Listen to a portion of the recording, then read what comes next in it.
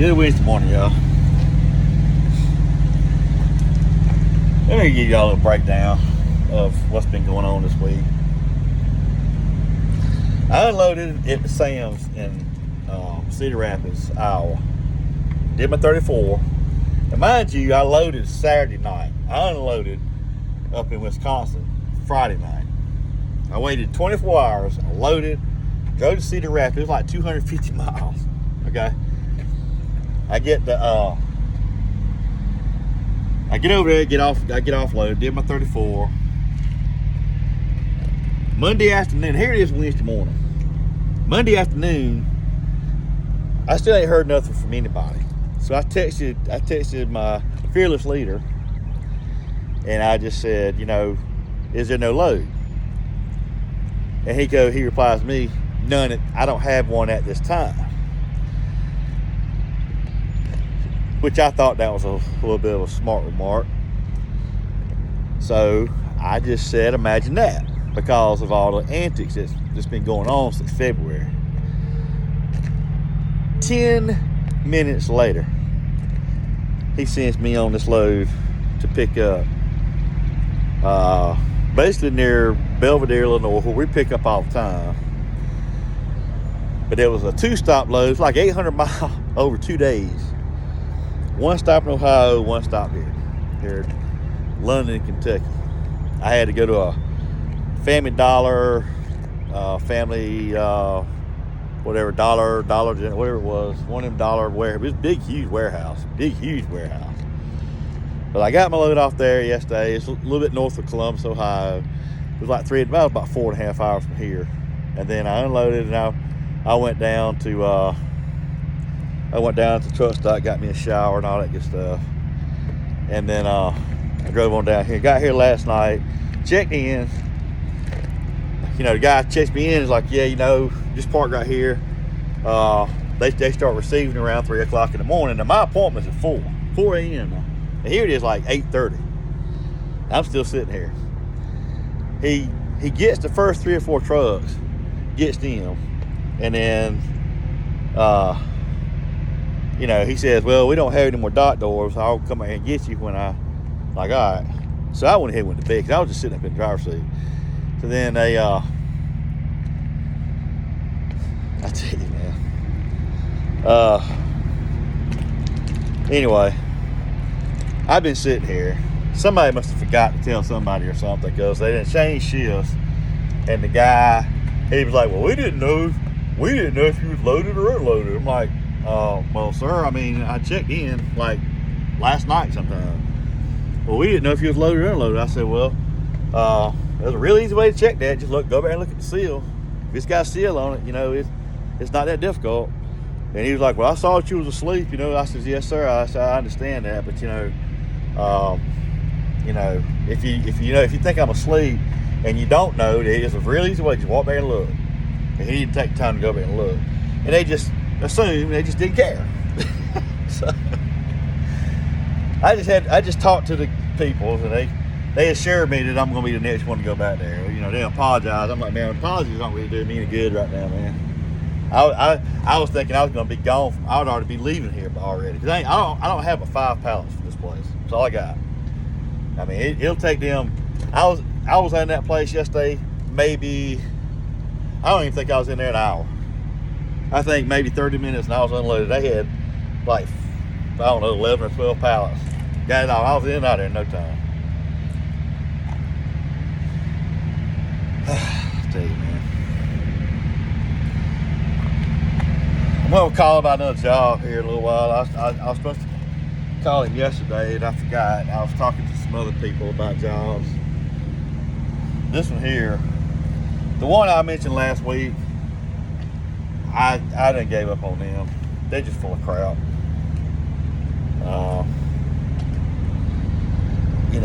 It's just they just keep passing my application off to this person and off to that person, and I'm like, dude, just don't work. I'm like, I just hadn't called them back. They called me back Monday, and after I called them back, I'm the one that keeps reaching out, and they just, oh yeah, somebody's gonna call you back. Like, yeah, okay. You know, it's all good, man. I'm gonna find something. Good Lord's gonna have something for me.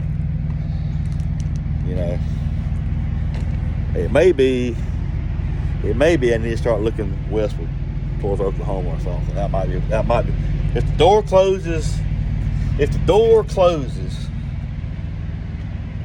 in one area, you need to start looking somewhere else. That's what I'm about to do. I got this one job I talked to yesterday. The guy talked to me for about an hour. You know, and it's a Monday through Friday gig. I'd make good money with them. They just really don't have any benefits. I mean, they got benefits, but it ain't gonna cover what I need to have covered. So I'm gonna see if I can just keep my benefits here and just pay for them myself. If I can do that and they hire me, then that'd be good. I talked to one guy, and you know, that's the thing I hate about where I live. There's a lot of people, they talk a big game, but they don't never follow through.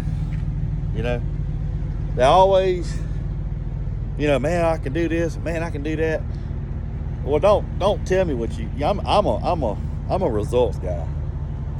You know, it's like I said about, you know, getting to a fight or whatever, about somebody talking crap. Man, you can talk crap you can talk crap to me all day long. I don't care. As long as you don't put your hands on me. You put your hands on me, that changes the game. And I'm gonna put hands on you. You know, I'm a doer. I'm not a talker. You know, I'm a results guy. You give me an obstacle, I'm gonna push over it. I'm gonna push through it. As hard as I'm gonna do the best I can to push through it. You give me a challenge, and I'm gonna accomplish it. And I just don't like when I'm being told, yeah, man, we can, you know, man, I can do this, and yeah, we can do this, and yeah, we can do this. Well, we can, but you know, how about let's do it? You know, just like what Nike says, you know, just do it. That's where I'm at with all this. I'm gonna see how today goes with all this. If I don't get some kind of results today, I'm gonna start looking towards Oklahoma. You know, I think maybe God is just trying to push me out there. You know, I think that, you know, when the door closes in one area, you know, it's always opening somewhere else. So that might be what's going on. Like I said, too much. What was that song? It's a country song. I think Tim McGraw did. And this ain't what it's talking about. But it's just, you know, it's the same thing. It's the same. You get my point. A little less talk and a lot more action. That's me. You know, I'm just, you know, if I tell you I'm gonna do something, 9 times out of 10 I'm gonna do it. If I don't do it, it's because there was some extenuating circumstances that, you know, it caused me not. You know, it was something. It was not intentional or anything like that. But 9 times out of 10, if I tell you I'm gonna do something, well, you can put your money on it. You know. But this is where we're at. I still ain't heard from anybody from my job as far as, you know, what load we're gonna do or anything like that. So, you know, I don't think they care. I've gotten to where I just don't care. You know, I just, you know, it just is what it is. I still find it hilarious. Well, we didn't know if you was loaded or unloaded. We just see trucks out here. I'm like, well, don't y'all have a clipboard? The guy wrote my truck down. I mean,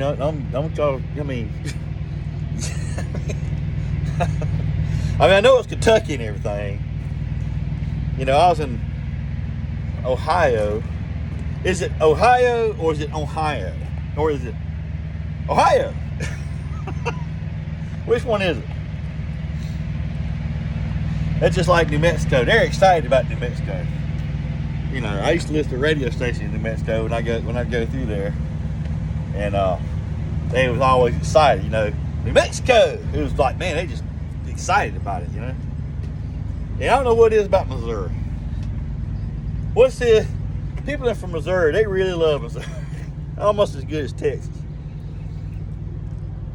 If you go through any other state and they tell you, and you're talking about, let's say you're in Texas, and you say, yeah, man, I'm head. You might be in Waco or something. You say, yeah, I'm gonna head up to Arlington, you know, and I'm gonna take care of something. I'm gonna go up to Amarillo, you know, and I'm gonna go get me a steak in Amarillo. Then I'll come back here to Waco.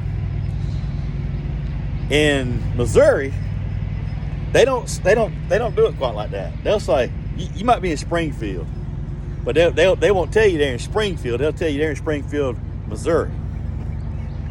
Well, I'm not going. And they'll say, yeah, you might be in Springfield. And they'll say, yeah, I'm gonna head over to Joplin, Missouri, and I'm gonna take care of some errands in Joplin, Missouri, and then I'm gonna head up to Neosho, Missouri, and then I gotta go get me some ammunition there, and then I'm gonna head over to Springfield, Missouri, and get me something to eat, and I'll be back here in this town here in Missouri. That's how they do. But you know, like I live in Georgia. I don't say, you know, I'm over here in Augusta. I think they're finna have me over, finna go to unload. We'll talk to y'all a little bit.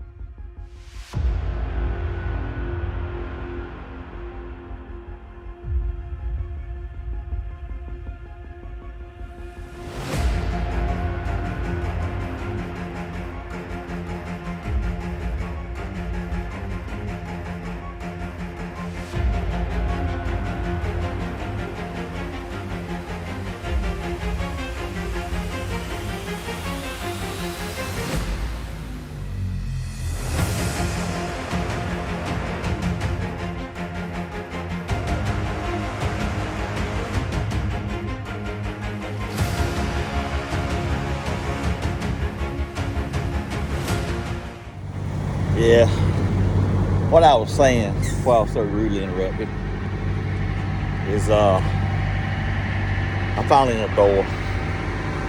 What I was saying is, you know, like I live in Georgia. You know, we don't talk quite that way. You know, we don't say like, yeah, I'm over here in Augusta, Georgia, and I'm heading over here to Adel, Georgia. It's Adel, not Adele. It's Adel and Cordele. Let me think of some other ones. It's in Alabama. It's not Opelika. It's Opelika. I need to do a video on just the pronunciation of how certain states are pronounced and how certain towns in certain states are pronounced in the dialect.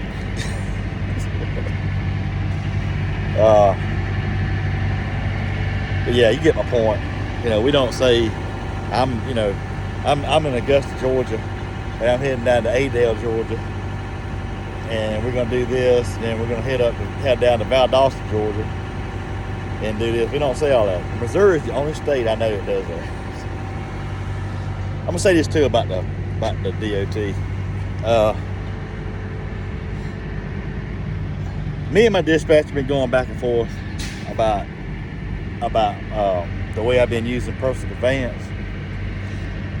I'm just gonna say a brief summary on this.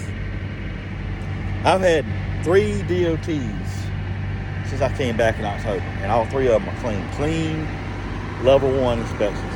And I had several inspections since I started here all the way up until May of last year when I went out for my back. Every one of them were clean. All right, this is my gripe with DOT. It's okay to lift regulations when it suits y'all. You know, whether it's weight restrictions, hours of service or whatever. It's okay when there's an emergency, i.e. the COVID. All right, when truck drivers were the heroes, remember when we were the heroes? All bets were off. We could run 24/7 if we wanted to. Remember? I took loads that ran overnight from Chicago to Fort Worth, Texas. A specific one I picked up in Chicago. The lady called me, and they had taken a load down there the night before or whenever. Well, it was supposed to be on -10. They took it down there on 10 degrees. They rejected the load. But now they need this stuff. Now because they're out of it, remember? It's just flying off the shelves. They called me and they said, how fast can you get down there? I said, well, if you stamp it, somewhere between 14, 15 hour drive down there. And they stamped it. They got me down there. And I got loaded. And I got down there. And I used to run like that all the time. From our yard to Seattle, Phoenix, Seattle back. Just wide open, And I mean, it was all good. It's all good. And let me get back in this truck. Get back in here. It was all good. It was all good as long as it's benefiting them and benefiting the public. Once we had saved the day, then they want to start hammering us again. And I've run personal conveyance the same way the whole time I've been here. Okay, and it's never been a problem. Only until